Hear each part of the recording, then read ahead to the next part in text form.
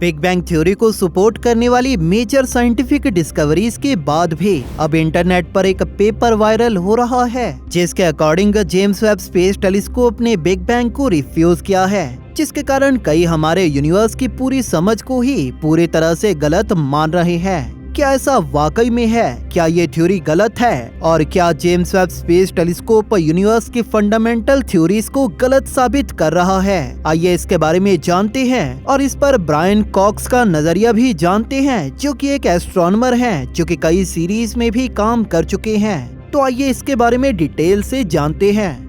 James Webb space telescope अपनी लंबी wavelength को देखने की सेंसिटिविटी और कैपेबिलिटीज की वजह से यूनिवर्स में उस लाइट को भी देख सकता है जो कि यूनिवर्स का एक लंबा सफर तय कर चुकी होगी, और इस कैपेबिलिटी से ये टेलीस्कोप टाइम में पीछे देख पाएगा।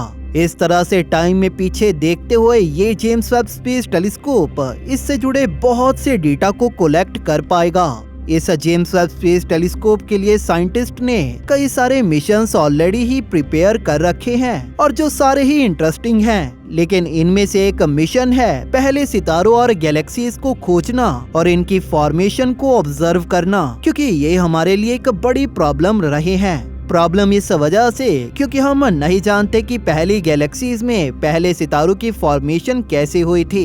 हम ये भी नहीं जानते कि कैसे सुपर मैसिव ब्लैक होल्स जैसे M87 गैलेक्सी के सेंटर का सुपर मैसिव ब्लैक होल, जो कि हमसे 55 मिलियन लाइट ईयर्स दूर है और जो कि मास में हमारे सूर्य से 600 करोड़ गुना ज्यादा मैसिव है, इसकी फॉर्मेशन कैसे हुई और ये वहाँ पर कैसे पहुँचा। एस्ट्रोनॉमर ब्रायन कॉक्स का कहना है कि भले ही आपने जो भी पढ़ा या सुना हो, इसके बाद भी बिग बैंग थ्योरी को सपोर्ट करने वाले कई सारे एविडेंस हैं और इसकी ओरिजिन को एक्सप्लेन करने वाली अभी तक दी गई सबसे बेस्ट थ्योरी है।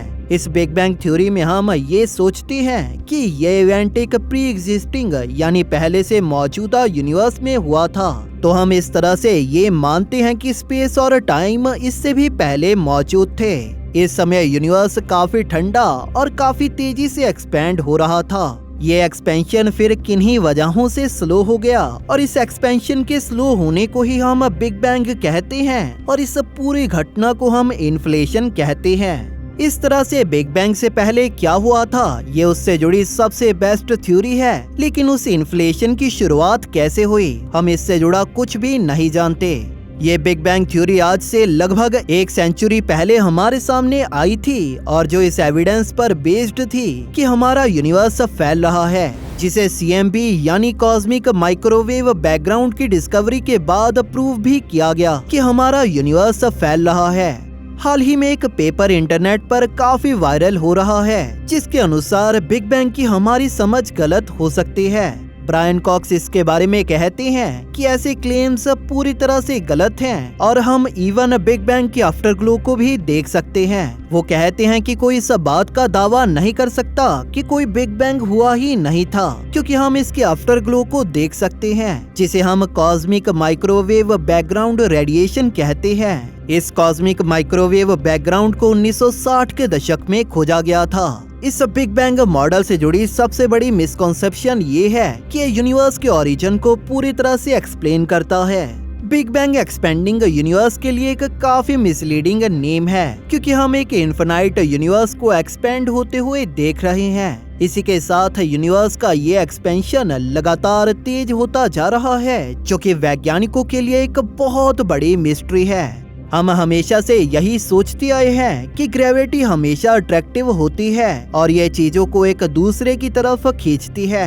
वहीं यूनिवर्स में गैलेक्सीज हैं और यूनिवर्स बिग बैंग के बाद से लगातार फैलता जा रहा है, और अगर यूनिवर्स में ग्रेविटी है तो एटलीस्ट यूनिवर्स के इस एक्सपेंशन को एटलीस्ट थोड़ा स्लो होना चाहिए। इससे जुड़े वैज्ञानिकों के पास कुछ सवाल भी हैं, जैसे कि क्या यूनिवर्स में इतना मैटर है भी जिसकी ग्रेविटी इसे स्लो करे या पूरी तरह से रोक दे या इसे वापस इकट्ठा करना शुरू कर दे। लेकिन करंटली यूनिवर्स एक्सपेंड हो रहा है और इसके एक्सपेंशन की ये स्पीड लगातार इंक्रीज होती जा रही है और ये तब तक ऐसे ही एक्सेलरेट होती जाएगी जब तक कोई नई फिजिक्स अपीयर ना हो जाए जिसके बारे में हम नहीं जानते, और इस तरह से ये हमेशा के लिए ऐसे ही एक्सपेंड होता रहेगा। इन्हीं सभी चीजों को देखते हुए कई वैज्ञानिकों का मानना है कि जेम्स वेब स्पेस टेलीस्कोप हमारी मदद मोस्ट फंडामेंटल क्वेश्चंस का जवाब खोजने में कर सकता है, जैसे कि यूनिवर्स कहां से आया और इसकी फॉर्मेशन कैसे हुई। जेम्स वेब स्पेस टेलीस्कोप की इंफ्रारेड कैपेबिलिटीज इसे यूनिवर्स के पहले सितारों और गैलेक्सीज को खोजने में इसकी मदद करेंगे, जो कि यूनिवर्स के बनने के कुछ 100 लाख साल बाद ही बन गए थे। अगर हम यूनिवर्स में गैलेक्सीज को देखें तो ये हमें एक बार रैंडम दिखाई देती हैं, लेकिन इनकी यूनिवर्स में मौजूदगी से भी एक पैटर्न जुड़ा है। अगर हम इन गैलेक्सीज की पास्ट की मूवमेंट को ट्रेस कर पाएं, तो हम इससे यूनिवर्स की कुछ सबसे पुरानी लाइट को भी देख पाएंगे, जो कि टाइम में पीछे देखने के जैसा होगा। इससे हम बिग बैंग के बाद की कुछ लाइट्स को भी देख पाएंगे, बिग बैंग के लगभग 3,80,000 साल बाद की। इस लाइट में भी हमें कुछ पैटर्न देखने को मिलेंगे, जो कि उन गैलेक्सीज के पैटर्न से मैच होंगे। लेकिन ये पैटर्न वहाँ कहाँ से आए, इससे जुड़ी बेस्ट थ्योरी जो हमारे पास है वो है इन्फ्लेशन थ्योरी। ये बिग बैंग मॉडल हमें एनर्जी, टाइम और स्पेस के बारे में कुछ नहीं बताता, बल्कि ये हमारे करंट यूनिवर्स की अल्ट्रा डेंस और हाई टेम्परेचर स्टेट से इसकी फॉर्मेशन के बारे में हमें बताता है। जेम्स वेब स्पेस टेलीस्कोप हमें यूनिवर्स की अर्ली स्टेज से जुड़ा एक नया व्यू दिखाएगा। ये पिछले कुछ महीनों से साइंस ऑपरेशंस को अंजाम दे रहा है और इसने कुछ बड़ी डिस्कवरीज भी की हैं, जिनमें यूनिवर्स की कुछ अर्ली गैलेक्सीज भी हैं, जिनका निर्माण बिग बैंग से 200 मिलियन साल बाद हुआ था। इस जेम्स वेब स्पेस टेलीस्कोप ने अपनी अभी तक की ऑब्जर्वेशन से बिग बैंग को किसी तरह से भी डिसप्रूव नहीं किया, बल्कि इसने इस मॉडल को सपोर्ट ही किया है, कुछ पहली गैलेक्सीज को दिखाते हुए जो कॉस्मोलॉजिस्ट की प्रेडिक्शंस के जैसे ही छोटी थी और जो समय के साथ बड़ी होती गई। अभी तक की ऑब्जर्वेशन से वैज्ञानिक इस बात को जान गए हैं कि यूनिवर्स में जो गैलेक्सीज या एस्ट्रोनॉमिकल ऑब्जेक्ट्स हमसे जितने ज्यादा दूर होंगे, उनसे आने वाली लाइट का कलर वेवलेंथ के रेड हिस्से की तरफ होगा, यानी कि इन ऑब्जेक्ट्स की वो लाइट इनकी दूरी के चलते स्ट्रेच होने के कारण हम तक पहुंचते हुए रेड शिफ्टेड हो चुकी होगी। ये ऑब्जर्वेशन से भी देखा जा चुका है और जो एग्जैक्टली सब बात से मैच करता है कि ये गैलेक्सीज एक स्ट्रेच होते हुए फैब्रिक के ऊपर हैं, जो कि यूनिवर्स का फैब्रिक है। इस तरह से जो गैलेक्सीज जितनी ज्यादा दूर होंगी, उनकी लाइट उतनी ही ज्यादा स्ट्रेच होगी, क्योंकि उसकी वो लाइट फैलते हुए स्पेस से सफर करते हुए हम तक पहुंचेगी। इसे हबल लॉ कहते हैं। इसे पहली बार 1920 के दशक में एडविन हबल ने एक सिंपल डायरेक्ट ऑब्जर्वेशन से देखा था। ब्रायन कॉक्स कहते हैं कि astronomer James Webb space telescope के डेटा के लिए काफी ज्यादा एक्साइटेड हैं। इसीलिए कुछ वैज्ञानिकों ने इसकी फर्स्ट ऑब्जर्वेशन के डेटा को ही एनालाइज कर लिया और उनके रिजल्ट्स को पब्लिश कर दिया। लेकिन जेम्स वेब की फर्स्ट ऑब्जर्वेशन के दौरान इसके डिटेक्टर्स कैलिब्रेट नहीं थे और जिसके कारण इसमें कई सारी मिस्टेक्स थी।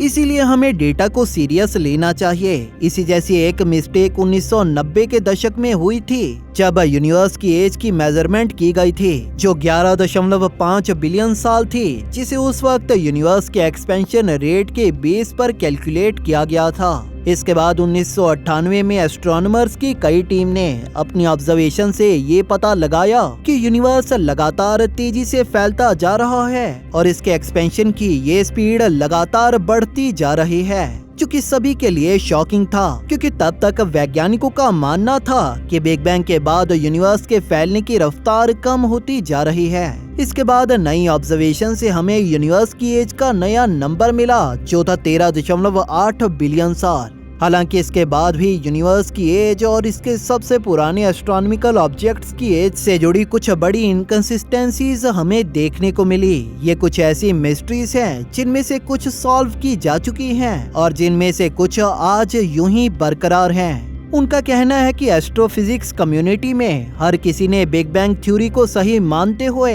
यूनिवर्स की डीपर अंडरस्टैंडिंग के लिए इस थ्योरी की किसी न किसी तरह से मदद ली है। इस तरह से ये बिग बैंग थ्योरी कई मेजर डिस्कवरीज का बेस रही है, जिसकी वजह से इसके गलत होने के चांसेस बहुत ज्यादा कम हैं। खैर, आपका इसके बारे में क्या कहना है? आप अपना ओपिनियन हमें नीचे कमेंट सेक्शन में जरूर बताइए। अगर आपको ये वीडियो पसंद आई तो इसे लाइक और शेयर जरूर करें और इसी तरह की और वीडियोस देखने के लिए हमारे चैनल को सब्सक्राइब जरूर कर लें। बेल नोटिफिकेशन ऑन करना ना भूलें ताकि नई वीडियोस के नोटिफिकेशन आपको अपलोड होते ही मिल जाए। थैंक यू फॉर वॉचिंग दोस्तों। इस वीडियो को अंत तक देखने के लिए आप सभी का धन्यवाद।